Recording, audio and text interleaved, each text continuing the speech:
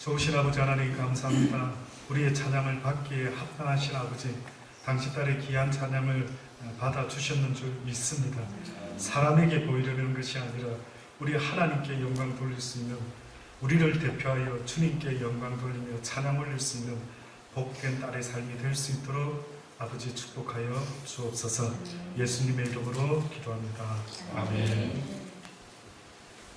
이 세상에 되어지는 모든 일들 속에는요, 이 세상을 시작해 하신 하나님의 섭리라는 것이 있습니다. 다시 말하면 하나님의 뜻이 있다라고 성경은 분명히 말씀하고 있습니다. 그래서 우리는요, 성경을 읽을 때에 가장 중요한 것은요, 하나님의 뜻이 뭔가, 하나님의 의도하심이 뭔가 하는 것을 파악하지 않으면요, 자칫 잘못 하나님의 진리의 말씀이 무슨 뜻인지 전혀 모르게 됩니다. 예를 들어서 저는 아들 셋을 키우다 보면은요, 때로는 좀 과격한 표현을 쓸 때도 과거에 많이 있었습니다. 예를 들어 우리 한국 분들이 언젠가 이런 뉴스가 난 것을 제가 기억을 하고 있습니다.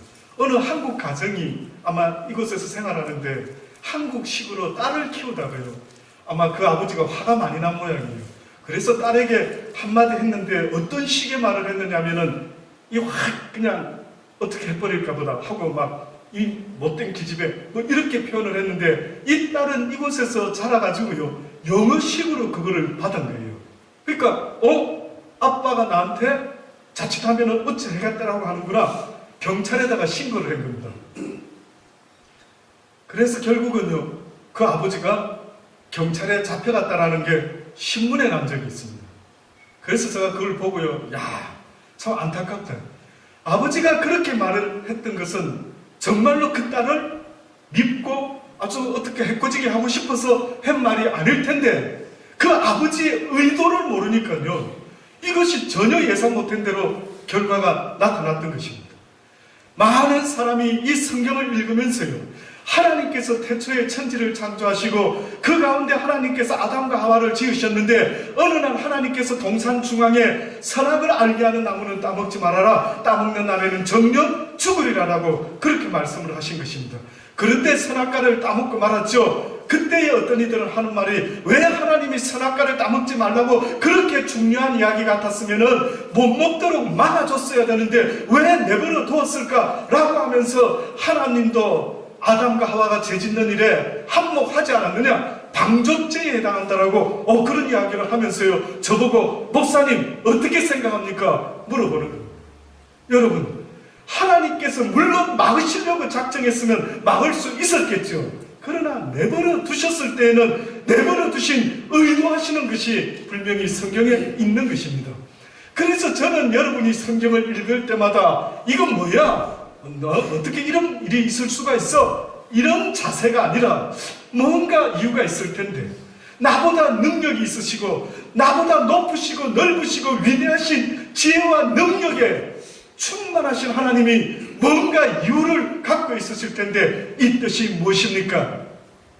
나를 왜 이 모양으로 만드셨어요? 가 아니라, 아버지 나를 이렇게 만드신 하나님의 뜻이 무엇입니까? 라고 물어봐라. 그 이야기, 그 섭리 뜻 가운데요, 하나님께서 우리에게 예수 그리스도를 보내셔서 아담과 하와는 실패함으로 우리는 그와 같은 죄를 짓지 아니했지만은 우리 모두에게 사방이 왕이 되어서 우리 육신을 붙잡고 우리를 종로로 시키는 그 삶 가운데 하나님께서 또 다른 플랜을 만드셨는데, 보니까 예수 그리스도를 통하여 모든 이들에게 구원을 허락하여 주리라. 찬양 중간에 어떤 분의 멘트가 나오더라고요. 그렇죠? 자세히 들으셨습니까? 오직 예수만이 왕이시다. 그렇습니다. 저와 여러분을 창조하신 능력의 신이 계신데, 왕 중에 왕이 계시고 능치 못할 일이 없으신 인간의 존재의 의미가 되시는 유일하신 한 분이 계신데, 그분이 바로 예수 그리스도라고. 놀랍죠? 왜 내가 태어났으며 내가 누군가를 섬겨야 된다면 누구를 섬겨야 되는지를 성경이라는 이 진리의 책이 인간에 대한 이 매뉴얼의 책이 그 진리를 우리에게 말씀하여 주고 있는 것입니다. 그래서 이 성경을 알지 못하는 자는 잡아먹혀 죽기 위해서 태어난 짐승과 같은 자다라고, 이성 없는 짐승과 같은 자라고까지 이야기를 하는 것입니다. 이러한 하나님께서 예수 그리스도를 이 땅에 보내셨는데, 그 당시 때에 예수님의 눈에, 하나님의 눈에 비춰진 가장 안타까운 사람들의 모습이 있었습니다. 그게 바로 바리새인, 서기관, 율법학자들.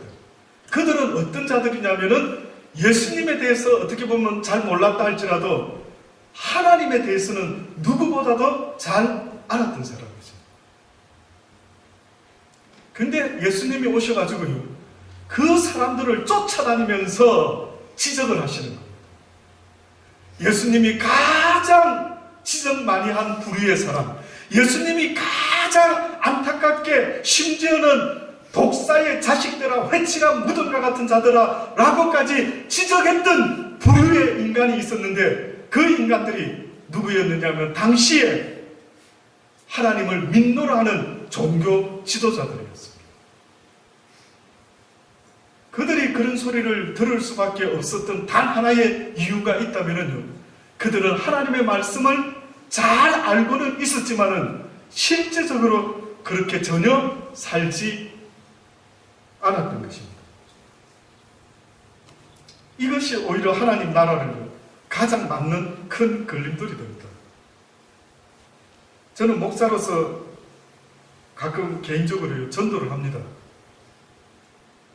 교회 다니십니까? 교회 다니셔야 됩니다. 예수님을 믿으셔야 됩니다. 예수님을 아셔야 됩니다. 그랬더니만 하는 말들, 오는 말 중에 어떤 말이 여러분 생각할 때 가장 많을 것 같습니다. 그렇게 전도했을 때에 오는 이야기가, 어떤 이야기가 여러분 생각에 가장 많을 것 같습니다. 뜻밖에도요, 저는 교회 안 갑니다. 교회 다니는 사람들이요, 오히려 더 합디다. 이런 이야기를 저는 종종 들을 때가 있습니다. 교회는 다니고 싶은데, 하나님은 믿고 싶은데, 내가 하나님을 믿지 못하게 가로막는 자들이 있는데, 오히려 교회 다니는 자들, 오히려 이런 목사, 저런 목사, 이런 선교사, 저런 선교사들 때문에 나는 더 이상 교회를 다니고 싶은 마음이 전혀 없습니다. 지금 한국에도 수많은 사람들이 교회를 떠나고 있습니다. 교회를 떠나는 사람들이요, 왜 교회를 떠나냐라고 물어보면 거의 대부분의 그 이유가 뭔 줄 아십니까? 어떻게 보면 1순위가 목사 때문에, 장로 때문에, 누구 때문에 오히려 그런 지적을 당하고 있는 것입니다. 이 사실을 안 하나님께서 오히려 안타까운 마음으로 그들에게 말씀하시고 계시는 것입니다. 너희들은 사람에게 보이려고 그들 앞에서 너희의 의를 행치 않도록 주의하라. 그렇지 아니하면 하늘에 계신 너희 아버지께 상을 얻지 못하리라. 가장 교회 다니는 사람들 가운데 하나님이 걱정하고 염려하는 모습은요, 외식하는 모습입니다. 외식하는 모습. 외식이라고 하는 것, 이 말의 뜻이요, 원래는 여러분 어디서 온 말인 줄 아십니까? 외식자, 외식하는 사람, 멘트용 말을 하는 사람, 사람을 대하는 것과 실제 혼자 있을 때의 모습이 전혀 다른 그런 삶을 사는 자의 그 외식이라는 단어가 뜻밖에도 액터, 연기자로부터 나온 단어예요. 연기자. 연기하며 사는 사람들이 있습니다. 실제는 아닌데 사람들에게 좋은 이미지를 나타내기 위해서 연기하는 자들이 있다는 거예요. 이것이 성경에서 말하는 외식자들인데, 예수님이 가장 하나님을 믿지 않는다라고 하면 믿지 않기 때문에 저렇게 사는구나 라고 이해할 수 있는데, 하나님을 믿노라 하면서도 그렇게 살아가는 그들의 모습이 오히려 하나님의 나라에 걸림돌이 된다는 거예요. 심지어는 화 있을진저 외식하는 자들아, 너희가 하나님의 나라에 가지도 않으면서 하나님의 나라에 가려고 하는 그들을 오히려 가지 못하도록 막고 있으니 참으로 안타깝도다. 소경이 소경을 인도하니 둘 다 멸망할 것이라고 말합니다.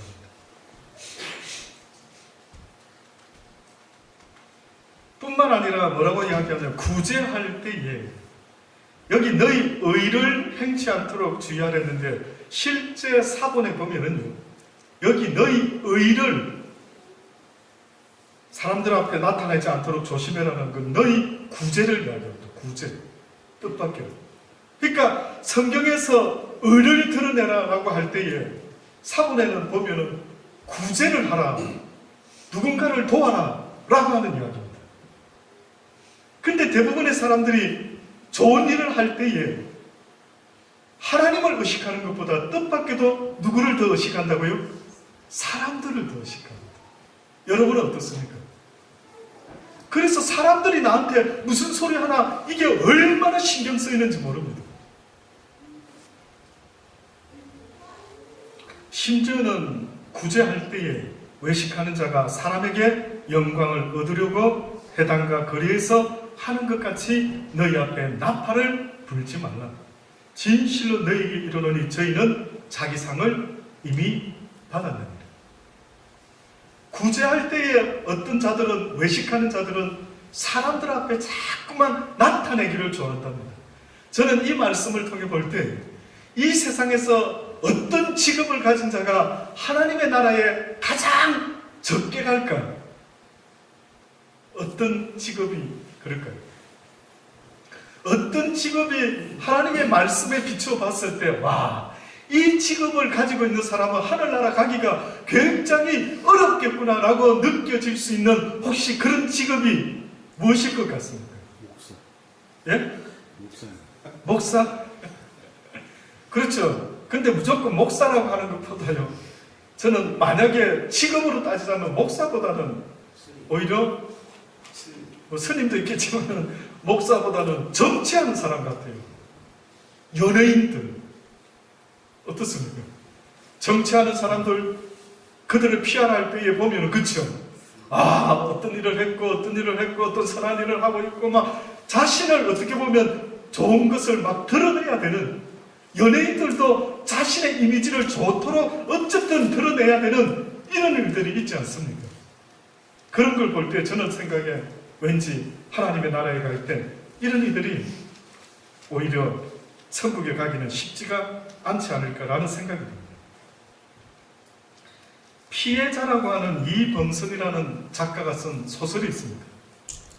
혹시 기억나십니까? 피해자. 한국에 아주 오래된 소설 중에 아주 기독교적인 아주 도전을 주는 소설입니다.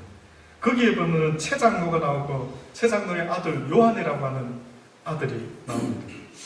최장로는 그 당시 때의 소설 속에서 고아의 아버지라고 합니다. 근데 그의 아들 요한도 고아들하고 똑같이 자랐기 때문에 고아에 대한 편견이 의외로 요한에게는 없었어요. 그러다 보니 요한이가요, 이제 나이를 먹어서 연애를 시작하는데 명숙이라고 하는 고아원 출신 여자애를 사귀기 시작한 겁니다. 그래서 이제 나이를 먹어가지고 아버지에게 이야기합니다. 아빠, 명숙이하고 결혼하고 싶습니다. 그랬더니만 고아의 아버지 최장로가요, 뭐라고 했을까요? 예? 여러분이 만약에 최장, 이럴 때는 얼른 여러분 짧은 시간이지만 여러분이 빨리 최장로가 한번 되어보십시오. 여러분이 고아원을 운영하고 있고요, 고아의 아버지라고 당시에 아주 신문에도 나오고 소문이 자자한 그런, 와, 저분 대단하다, 자, 이런 칭송을 받는 분이었습니다. 그런데 여러분 하나밖에 없는 아들이요, 어느 날 커서 결혼을 하겠다라고 하는데 하필이면 고아 출신 명숙이를 사귀고 있었던 겁니다. 허락하실 분. 하은아, 너는 나중에 손 들고. 우리 하은이가 뭐 벌써 이렇게 손을 번쩍 들면서 본인은 허락하겠다라는데, 예. 뜻밖에도 허락할 것 같은데 막상 내 아들이 고아 여자애와 결혼을 한다니까요, 이 최장로가 반대를 해버립니다. 명숙이가 충격을 받은 겁니다. 명숙이가 충격을 받고 고아원을 뛰쳐나갔습니다. 그리고 헤어졌습니다. 20년 만에 명숙이가 나타났는데 보니까 술집 마담이 되어서 나타난 겁니다. 그리고 결국은 명숙이가 자살함으로 인생을 마쳤습니다. 명숙이가 무슨 생각을 했을까요? 한번 생각해 보신 적 있습니까? 제가 만약에 명숙이 심정이면은요, 저는 이런 생각했을 것 같아요. 저 위선자, 하나님을 믿노라 하며 고아의 아버지라고 말하는 저 사람, 나는 저 사람 때문이라도 절대 기독교인이 되지 아니하리라. 아마 결심을 하지 않을까요? 놀랍죠? 그 최장로가 기독교인을 대표하는 사람도 아닌데 그 최장로의 한 행동이요, 어떤 사람에게는 평생 하나님 앞에 가까이 가지 못하는 엄청난 걸림돌이 되고 말았던 것입니다. 저는 오늘 이 시대에 수많은 사람들이 교회를 다니고 있노라고 하지만은 뜻밖에도 수많은 사람들 가운데 오히려 더 하나님의 뜻을 맡고 하나님이 원하는 그 한 영혼을 구원하는 일에 우리를 보냈건만은 도무지 그 하나님의 뜻이 무엇인지 전혀 알지 못하고 교회만 다니는 수많은 사람들이 있다라는 것을 여러분 스스로 돌아볼 수 있게 되기를 바랍니다. 혹시나 여러분은요, 교회 다니는 것과 여러분의 실제적인 삶의 모습이 전혀 다른 외식하는 위선적인 그런 기독교인은 아닌지를 스스로 날마다 돌아봐야 되는 것입니다.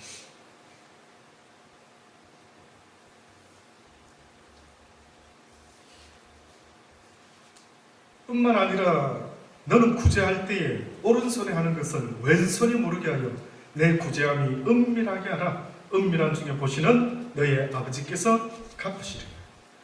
구제를 할 때 오른손에 하는 걸 왼손이 모를 수가 있습니까? 없습니까? 모를 수가 없죠. 근데 한 손에, 한 몸에 붙어있는 이 두 손이 어떻게 모를 수가 있을까? 그런데 성경은 우리에게 뭐라고 말씀하느냐면, 너희가 구제할 때, 너희가 의를 나타낼 때 누군가가 너를 갖다가 의로운 사람으로 봐주도록 애를 쓰고 액팅할 때에 뜻밖에도 오른손이 하는 것을 왼손이 모르게 하라. 내 구제함이 은밀하게 하라. 은밀한 중에 보시는 너의 아버지가 갚으시리라. 은밀한 중에 보시는 너희 아버지가 너를 드러내시리라. 이 뜻입니다. 이게 뭘까요? 이게 지금 무슨 이야기하는 걸까요? 조금만 기다려 보십시오. 지금 이 성경에서 왜 이런 이야기를 하지? 나 이해가 안 되는데, 그리고 어떻게 오른손이 하는 걸 왼손이 어떻게 하고, 그러면 갚으신다 했는데 나는 지금까지 좋은 일 많이 한 것 같은데 남이 모르게 했는데도 왜 나한테는 갚아주지 않으시지? 또 너희가 기도할 때에 외식하는 자와 같이 되지 말라. 저희는 사람에게 보이려고 회당과 큰 거리 어귀에 서서 기도하기를 좋아하느니라. 내가 진실로 너희에게 이르노니 저희는 자기 상을 이미 받았느니라. 수많은 사람의 입에서요, 종교적인 존경받는 지도자로서 존경을 받게 되면 성경이 뭐라고 말합니까? 그는 이미 자기 상을 받았다. 어떠한 유명한 한 시대 중세 때 종교 지도자가 있었습니다. 뜻밖의 그 사람이 했던 것 중에 저는요, 물론 많은 책을 쓰고 많은 기독교인들에게 영향을 주고 공부하는 신학도들에게 많은 영향을 끼쳤다라고 하는데, 제가 깨닫을 때에는 딱 한 가지가 제 가슴을 뭉클하게 하는데, 그게 뭔지 아십니까? 내가 죽으면은 내 무덤에 나의 이름을 쓰지 말아라. 여기 하나님을 섬기다가 떠난 사람 묻히다. 그 정도만 써주면 좋겠다고. 그런데 실제 이런 경지까지 올 정도면은요, 하나님이 걱정은 안 하실 것 같습니다. 근데 많은 사람들이 기도할 때에 외식으로 기도하기 시작하는데, 다시 말하면 사람들에게 보이기 위한 신앙생활입니다. 어느 목사님이 간증을 하시는데, 깜짝 놀랐다라고 하면서 설교 중에 간증을 하시는데, 어느 교회를 지나가다가 어느 교회에 보니까 프랜카드가 이렇게 걸려있더랍니다. 근데 이 프랜카드에 뭐라고 써져 있었는가 보고 그 목사님이 막 놀랬답니다. 그게 뭐였는가 보니까요, 담임 목사님 40일 금식기도 마치셨습니다. 라는 문구로 프랭카드를 걸어가지고 이렇게 해놨더라고요. 왜 그렇게 써놨죠?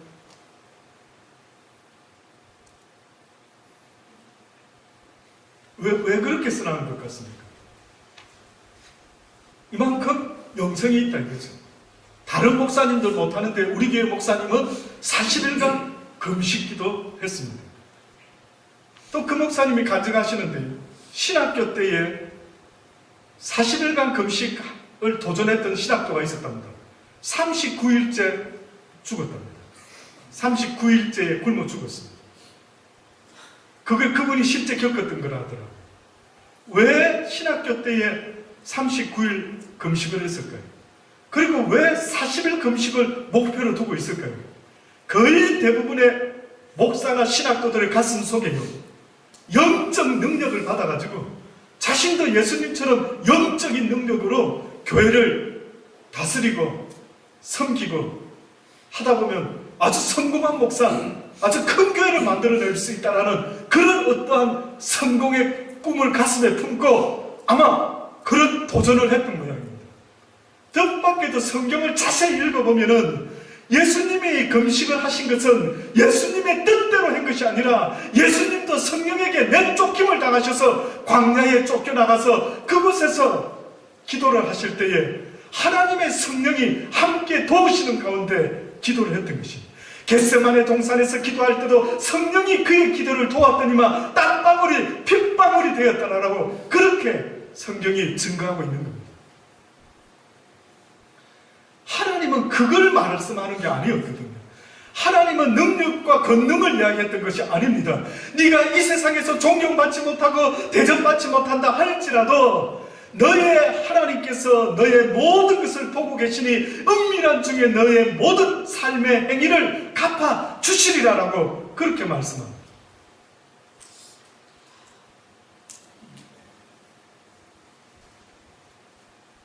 결국은 너는 기도할 때에 골방에 들어가 문을 닫고 은밀한 중에 계신 내 아버지께 기도하라. 은밀한 중에 보시는 내 아버지께서 갚으시리라. 기도할 때에 이방인과 같이 중언부언하지 말라. 중언부언, 깨구리같이 이 소리 저 소리 하지 말라. 너희는 말을 많이 하여야 들으실 줄을 생각하느냐. 그러므로 저희를 본받지 말고 구하기 전에 너희에게 있어야 할 것을 하나님 너희 아버지께서 다 알고 계시느니라. 결론적으로 왜 골방에서 기도해라라고 말씀했을까요? 장소를 이야기하는 게 아니었습니다. 장소적인 문제가 아니라 상황적인 문제를 이야기하시는 거예요. 상황을. 다시 말하면 어떠한 장소든 좋은데 지금 너희의 상황이 너무나 분주하고 바쁘다는 거예요. 예수를 믿는다라고 하는 것은 교회에 다니는 사람을 말하는 게 아닙니다. 저는 여러분에게 도전을 주고 싶은데 예수를 믿고 믿음의 삶을 산다는 것은 나와 하나님과의 1대1의 관계를 살아가는 것을 말합니다. 더불어 달란트 교회 식구들과 함께 더불어 하나님의 나라에 단체로 들어가는 걸 말하는 게 아닙니다. 하나님의 나라에 단체로 들어가는 게 아니라 1대1의 믿음으로 하나님 나라에 들어가는 것입니다. 이 세상에서 무슨 직업을 가지고 어떻게 살았는지는 모르지만 여러분이 이 땅을 허락하신 하나님의 미션 하나가 있는데 그것은 바로 영원한 하나님의 나라에 들어올 준비를 해라라고 하는 우리에게 찬스를 주고 있는 세상입니다. 이 세상은 영원히 존재하는 세상이 아니라 왜 죄짓도록 내버려 놨을까? 왜 그 죄의 권세가 우리로 하여금 사망으로 인생을 끝나게 할까? 왜 우리에게 죽음을 주셨을까? 영원한 생명이 있기 때문에 그렇습니다. 살아보셨습니까? 인생을 좀 살아보니까 저도 살아보는데요, 40대 초부터 육신의 연약함 때문에 하루하루 살아가는 게 저에게는 얼마나 징글징글한지 모릅니다. 몇 주 전인가요? 혼자서 산책을 하면서 운동삼아 부지런히 도는데요, 갑자기 불현듯 이 피곤한 연약한 육신이 그날따라 무슨 생각을 하게 했느냐면, 하나님, 이 땅의 소풍이 끝나면 언젠가 마치고 돌아가겠지요. 언젠가 아버지 앞에 서게 될 날이 오겠지요. 주신 미션 잘 감당하다가 가고 싶은데 힘이 연약하고 힘이 부족해서 주님의 도움만을 바랄 뿐입니다. 요즘 저의 느낌은요, 만약에 제가 무슨 대단한 일을 하면은 그건 제가 한 게 아닙니다. 그건 제가 한 게 아닙니다. 한 10년 전에만 무슨 놀라운 일을 하고 교회를 부흥시키고 막 능력이 막 나타났으면 저도 모르게 나만치만 해래, 그래, 뭐 이렇게 아마 나의 의를 드러냈을 것 같아요. 그러나 그 하나님이 나를 사랑하셔서 나의 최종적인 삶의 목표가 이 땅의 삶이 아니라 영원한 하나님의 나라에 데리고 가기를 원하시는 그 하나님의 뜻을 가면 갈수록 깨달을 수밖에 없는 은혜를 주시더라고요. 여러분의 삶의 시작의 목적은요, 죽기 위해 태어난 것이 아니라 영원한 하나님의 나라에 가기 위하여 이 땅에서 지금 이 고통과 고난을 겪고 있는 것입니다. 왜 인생이 힘드냐고요? 힘들면 힘든 만큼, 그래서 하나님을 바라보며 아버지 왜 이렇게 인생이 힘듭니까? 나를 도우소서라고 몸부림이 그 누구보다도 많았던 사람들은요, 하나님의 나라에 오면은 그에게는 기쁨이 더할 것이라고 그렇게 위로해 주시더라고요.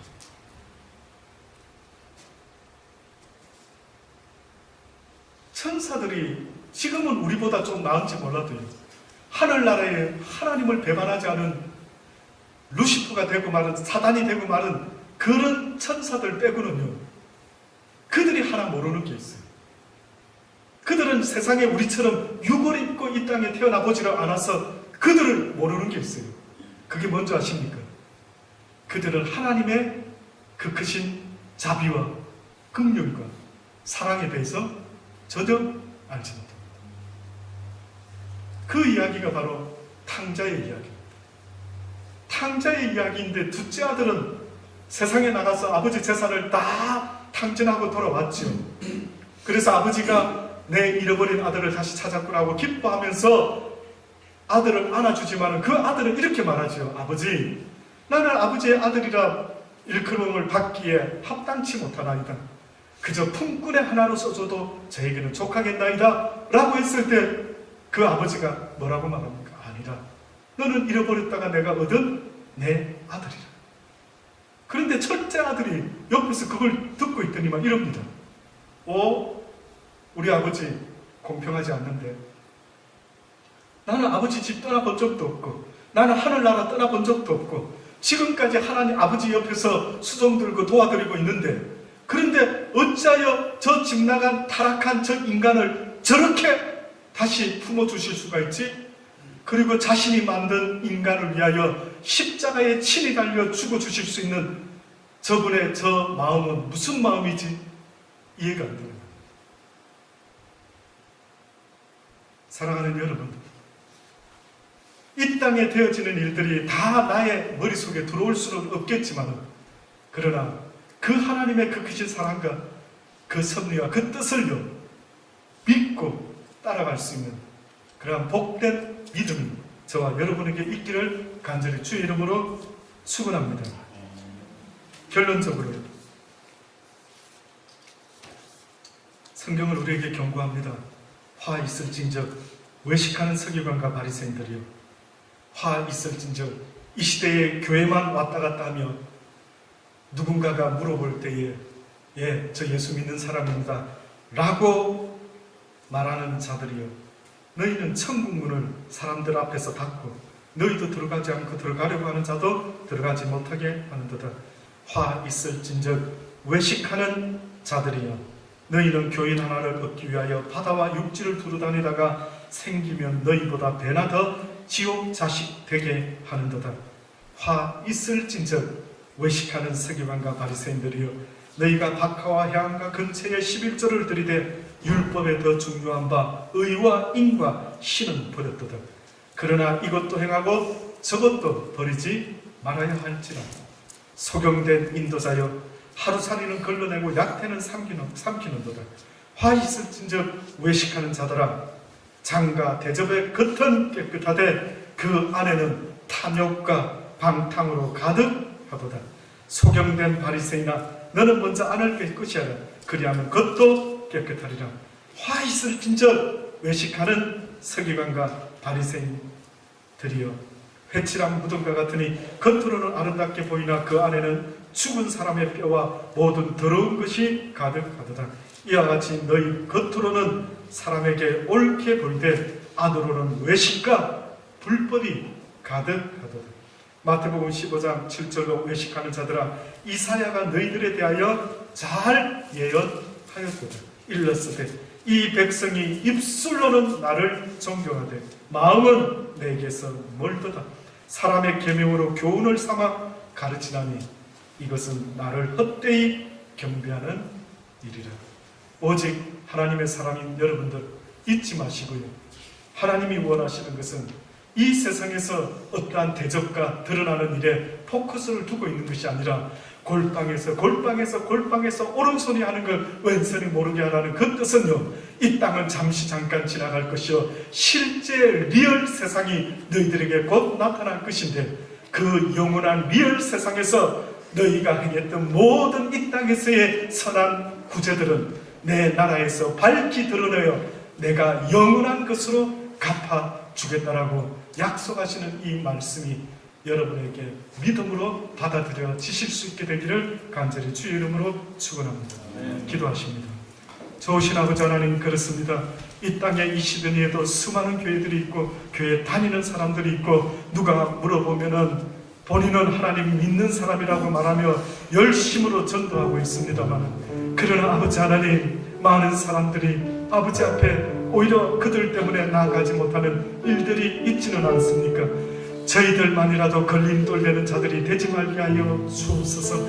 아버지 앞에서 진실하고 신실하게 겉과 속이 같은 믿음의 모습으로 하나님을 섬기다가 하나님의 나라에서 영원한 상으로 상받을 수 있는 귀한 은혜가 우리에게 있게 도와 주옵소서. 예수님의 이름으로 감사하며 기도드리옵나이다.